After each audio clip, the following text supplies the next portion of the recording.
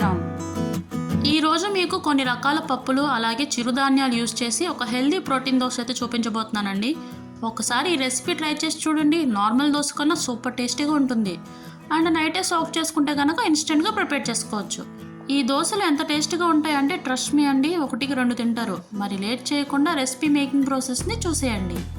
ముందుగా ఒక బౌల్ తీసుకుని అందులోకి 1/2 కప్పు కందిపప్పు, 1/2 కప్పు పెసలు, 1/2 కప్పు పచ్చిశనగపప్పు, 1/2 కప్పు ఊడలు, 1/2 కప్పు అరికలు, 1/2 కప్పు సాయిగుళ్ళు, 1/2 కప్పు బియ్యంని వేసి ఒకసారి వాష్ చేసి వాటర్ వేసి నానబెట్టుకోవాలి. ఇక్కడ నేను మిల్లెట్స్ వచ్చేసి ఊడలు అలాగే అరికలు తీసుకున్నానండి. మీరు మీకు నచ్చిన మిల్లెట్ని అయితే దీంట్లో యాడ్ చేసుకోవచ్చు. నెక్స్ట్ ఒక గ్లాస్లో 1/2 స్పూన్ మెంతులు తీసుకుని ఒకసారి వాష్ చేసి వాటర్ వేసుకుని నానబెట్టుకోవాలి. ఒక 6 to 7 అవర్స్ సోక్ అవనివ్వాలండి. ఆఫ్టర్ 7 అవర్స్ చూడండి మంచిగా నానిపోయాయి. ఇప్పుడు 1కి 2 సార్లు నీట్గా వాష్ చేసుకుని పక్కన పెట్టుకోవాలి. ఇప్పుడు ఒక మిక్సర్ జార్ తీసుకుని అందులోకి మనం నానబెట్టుకున్న పల్సెస్ అలాగే మిల్లెట్స్ను వేసుకోవాలి. నెక్స్ట్ నానబెట్టుకున్న మెంతులు అలాగే చిన్న అల్లం ముక్కను వేసుకుని తగినన్ని వాటర్ వేసి మెత్తగా గ్రైండ్ చేసుకోవాలి. చూడండి ఇలా స్మూత్గా గ్రైండ్ చేసుకుంటే సరిపోతుంది. ఇప్పుడు దీనిని వేరొక బౌల్లోకి ట్రాన్స్ఫర్ చేసుకుందాం. ఇలాగే రిమైనింగ్ కూడా గ్రైండ్ చేసి తీసుకుందాం.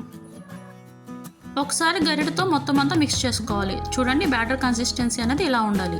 ఇప్పుడు రుచికి తగినంత ఉప్పు వేసి మరొకసారి మిక్స్ చేసుకుందాం. ఇప్పుడు స్టవ్ ఆన్ చేసి దోశ ప్యాన్ పెట్టి ప్యాన్ హీట్ అయిన తర్వాత కొంచెం ఆయిల్ వేసి ఇలా ఆనియన్తో సీజనింగ్ చేసామంటే ప్యాన్కి దోశ స్టిక్ అవ్వకుండా పర్ఫెక్ట్గా వస్తుంది. నెక్స్ట్ ప్రిపేర్ చేసుకున్న బ్యాటర్ని దోశలా వేసుకుందాం. నెక్స్ట్ ఎడ్జెస్లో లైట్గా ఆయిల్ వేసుకోవాలి.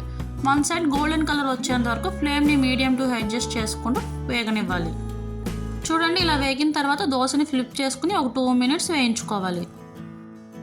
2 sides అయితే వేగిపోయిందండి. ఇప్పుడు దీన్ని ఫోల్డ్ చేసుకుని సర్వింగ్ ప్లేట్లోకి సర్వ్ చేసుకుందాం. మీకు నచ్చిన చట్నీతో దోశని ఎంజాయ్ చేయండి. అంతే అండి, ఎంతో సింపుల్గా చేసుకుని tasty and healthy protein dosa ready. మీరు కూడా ఈ రెసిపీని తప్పకుండా ట్రై చేయండి. మరొక టేస్టీ రెసిపీతో మళ్ళీ కలుద్దాం. అంతవరకు సెలవు.